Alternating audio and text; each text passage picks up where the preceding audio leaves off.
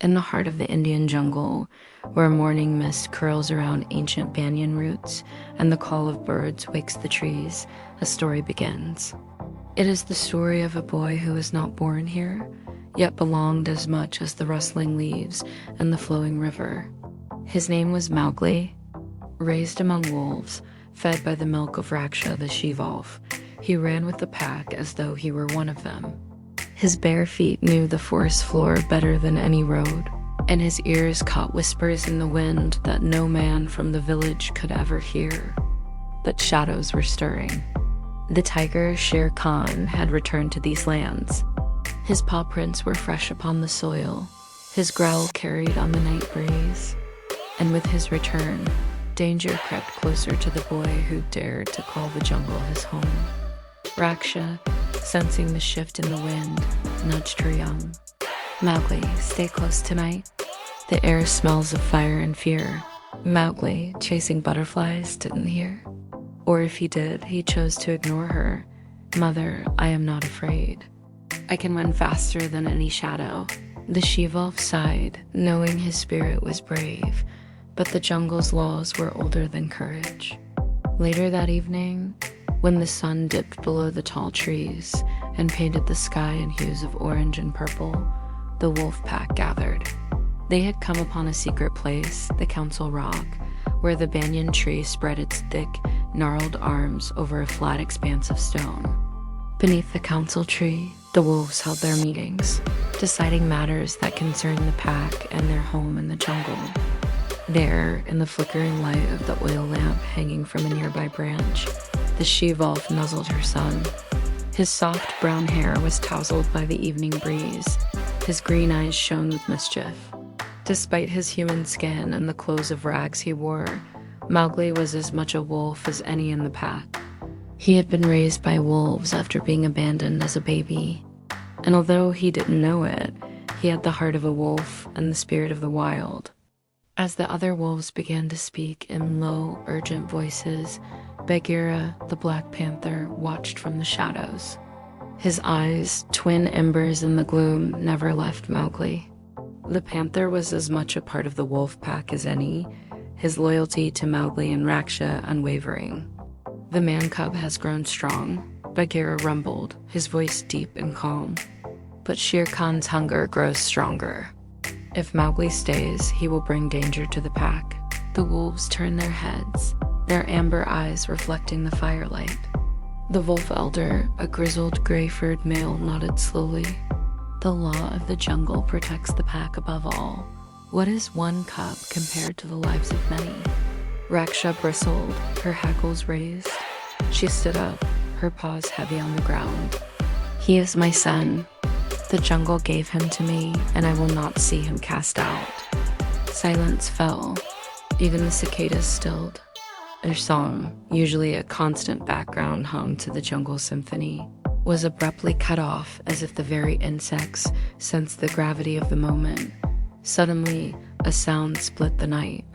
It was a deep, rumbling growl that echoed through the trees, vibrating in the chests of every creature that heard it. It was the sound of power, of hunger, of raw, untamed wildness. It was Shere Khan calling. The wolves shifted uneasily, their ears pricked, listening intently to the direction from which the sound had come. All eyes turned to the trunk of the council tree. There, carved deep into the bark, were the tiger's calling card, his fresh claw marks. A message written in fury, a threat spelled out in his own blood.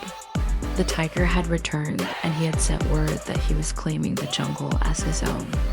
Mowgli, seeing the worried glances exchanged between the wolves, asked, "What did he say? Is he near?" Bagheera stepped forward, his gaze fixed on the tiger's message. "He is close," he said quietly, "and he claims the jungle as his own. He says that you are in his territory and that you must leave." Mowgli's face flushed with anger. "Let him come," he shouted defiantly. "I am not afraid of a striped cat." Bagheera placed a calming paw on the boy's shoulder. "Bravery is not the same as wisdom, little one. The jungle is changing. It is time you learned of the world beyond these trees." Mowgli shook off the panther's hand, his youthful arrogance swelling. "The world beyond. I belong here. This is my home." But Bagheera's voice was edged with urgency.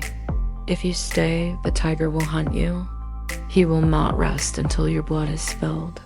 I will take you to the man village, where fire keeps Shere Khan away. There you will be safe." Fear flickered in Mowgli's eyes, but he quickly pushed it away. "The village? I don't want your village.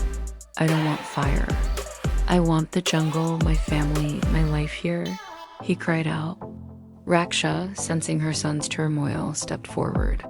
Her eyes, usually bright and full of warmth, were now clouded with sadness. She nudged Mowgli, trying to convey her love and concern without breaking the law of the pack. "Sometimes," she said gently, "love means letting go. Bagheera speaks true. If you walk beside him, perhaps one day you will return, stronger than even the tiger's shadow." The boy trembled, torn between his heart and his destiny. The jungle whispered around him, the rustle of leaves, the call of an owl, the hiss of wind through bamboo. All seemed to wait for his choice. At last, with a heavy sigh, Mowgli placed his small hand on Bagheera's sleek fur. "Only to the edge of the jungle," he said reluctantly. "Only to see what lies there. Then I will return. We shall see, little one. We shall see," Bagheera replied softly. And so, under a silver moon and a sky alive with stars, the boy and the panther set out. Through tall grasses wet with dew, past fireflies that danced like embers in the dark, they walked toward a destiny neither could yet imagine. But behind them, in the shadows of the trees, two amber eyes watched. Shere Khan's growl rolled low and hungry through the night. "The man cub leaves the jungle," he rumbled, his voice vibrating with triumph. "So be it. He will return, and we shall have a proper hunt." Yes, we shall have a proper hunt. As Mowgli and Bagheera disappeared into the darkness beyond the council tree, the jungle grew quiet. The nocturnal chorus of crickets and frogs seemed to hush in reverence to the departed boy. The wolves, their decision made, settled down to watch over their remaining young. Raksha, her eyes fixed on the path leading away from the clearing, whispered a silent prayer for her son's journey. She knew this was only the beginning, the first step in a long and perilous road that lay ahead for the man cub. Meanwhile, high up in the branches of the council tree, Shere Khan stretched languidly, savoring the anticipation of the hunt. His claws, as sharp as daggers, glistened in the moonlight. His fangs, like ivory swords, gleamed in his panting mouth. He inhaled deeply, breathing in the scent of the wind, the tang of fear, and the promise of blood.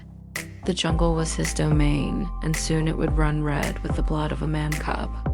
As the night deepened, the stars twinkled overhead, indifferent to the drama unfolding beneath them. The chase had begun. But the question remained, who was truly running the show? Was it the mighty tiger or the resourceful panther? And what role would the brave, headstrong Mowgli play in the game of survival? To be continued in Chapter 2.